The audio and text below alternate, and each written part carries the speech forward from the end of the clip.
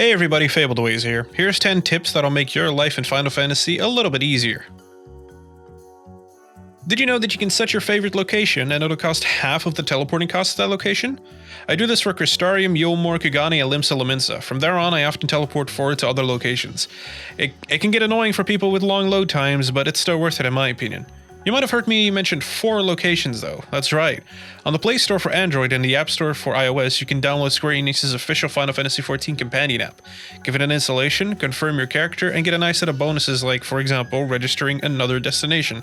Afterwards, I would recommend removing the app because the app itself wasn't received well at all.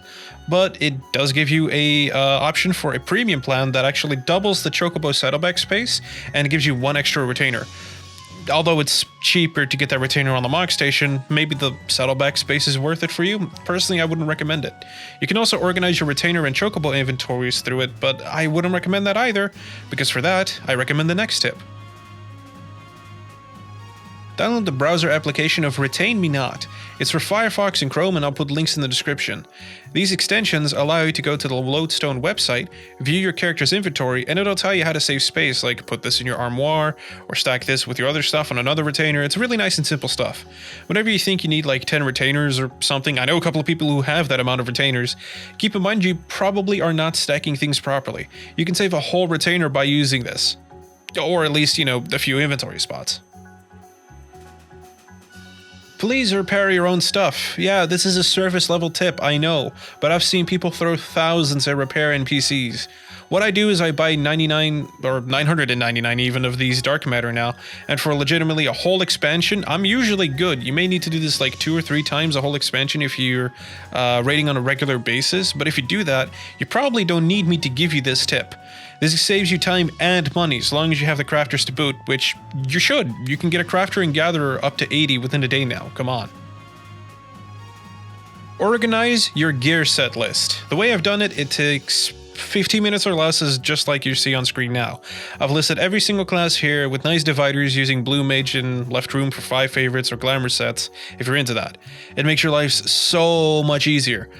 Feel free to use the example that I've shown here. The dividers are made using the blue mage weapon with the level 1 weapon that I've since thrown out, and I rarely keep blue mage weapons on me as is, so I can't change those dividers. They're effectively unusable. Then I just rearrange them. Never forget your squadron. They bring some of the strongest buffs in the game with them, whether it's MGP or EXP. For raiders, they have things like durability for armor and food durations as well. Don't ignore them, they are worth your time, especially for leveling. Check out my leveling video to see why. Trust me, they are worth it. Is an upcoming patch to introduce a new raid tier? Then it's wise to save as many Tomestones as you can of the current Tomestone with a 450 cap. The reason for this is for the trade-in materials that you can inevitably buy with them. You can make a decent chunk of change very early on, or even get a head start on tome gear. It's better than nothing. Some of these things can go up for thousands, if not 100k plus, just on the first day alone. Later on in the expansion, or at least in that patch, they'll drop down to maybe 3k, 2k, something around that ballpark, but early on they are worth a lot of money. Take advantage of those times, people.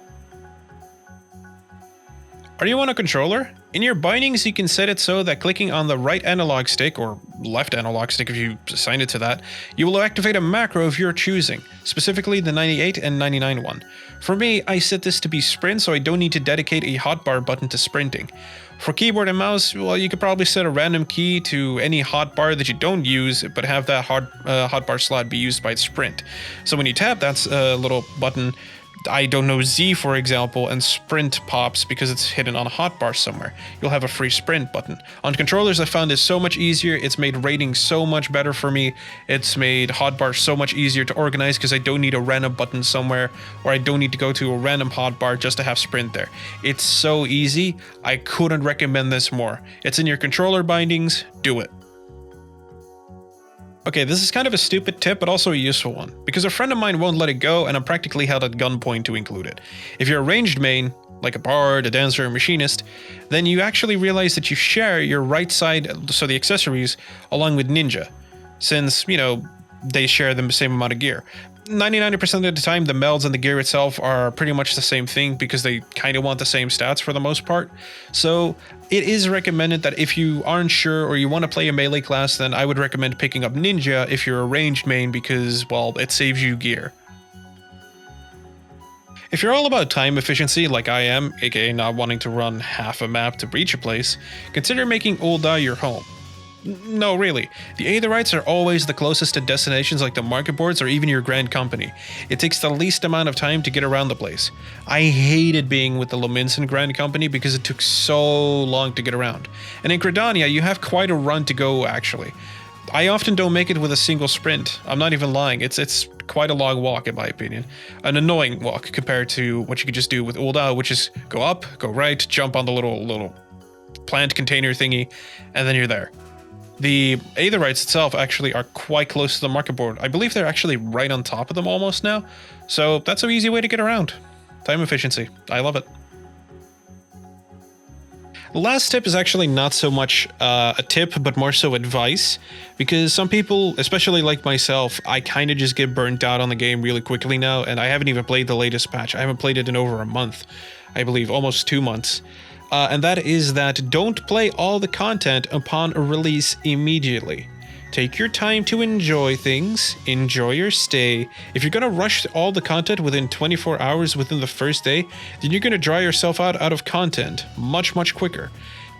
I get it, it's sort of a controversial take of like, oh, you're telling me to play the game less. I'm saying enjoy other things first, take your time with it, don't dedicate 100% of your day towards just playing Final. I don't know, go AFK at the market board, go do some glamour stuff, go do some casual stuff, whatever. Or go play in another game entirely. Cyberpunk is currently a thing, I'm fucking loving it. I would really recommend that people just pick up some other stuff in the meantime. They even recommended yourself, and it's a weird recommendation, you know, the dev team telling you like, hey, go play another game instead of playing our game all the time, but they kind of have a point in that people complain so quickly about there being a content drought, and they all play, like the people that complain about this content drought, they're the ones that play every single bit of content immediately on the first day and don't feel like a proper player if they don't. They must have done all of the new raids, they must have done all of the new dungeons, they must already be progging with a savage group, and they must be doing all these new things, and the side content be damned, and the new treasure maps roulette thing, I won't play that, it's not fun. It doesn't give me the big raid experience. I've seen people like that, it's a weird complaint, but dude, I probably would enjoy the game more now if I picked it up, but currently I'm burnt out on Final Fantasy XIV, so that's why you're not seeing as much content as well. I haven't been playing the game at all. I haven't enjoyed it. I know the monk changes are exactly what I wanted, and I did say for a long time that that was going to be the thing that was going to bring me back into the game. And I'm currently just enjoying many other things so much more. Cyberpunk, Hades. I've been playing Black Desert Online, and that's becoming a pretty enjoyable experience, minus all the walking everywhere. I'm playing League of Legends again. Currently in Platinum on there, on both TFT and on, what do you call it, solo queue, even though the ranked season is over now. So yeah, that's just simple things. That's also a little afterword thingy, I guess. In any case, thank you very much for watching, and I hope to see you again soon.